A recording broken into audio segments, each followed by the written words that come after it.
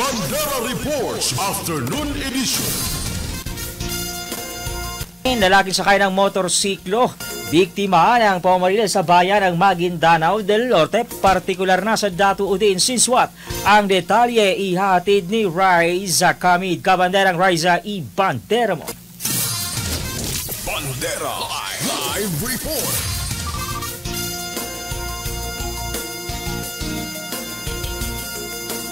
Dead on the spot ang isang lalaki matapos pagbabarili ng hindi patukoy na riding in tandem suspect sa kilometer 11, Barangay Awang, Datu Udin Sinswat, Maguindanao del Norte.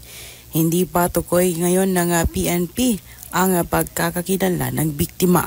Lumalabas sa inisyal na investigasyon na sakay ang biktima na isang motorsiklo na Honda Click na kulay gray na walang plaka patungo ng Barangay Awang galing ng Upi, Maguindanao del Norte. Nang pagdating sa Awang ay bigla na lamang itong nilapitan ng riding in tandem suspects at binagbabaril. Nagtamo ng tama ng bala sa ulo ang biktima, sanhi ng kanyang agarang pagkasawi. Hindi pa malinaw sa kapulisan ang pagkakakilala ng mga suspect at motibo sa krimen. Mula dito sa Bandera News TV Cotabato, Riza Kamid, Basta Balita, Bandera mo. Bandera Reports Afternoon Edition.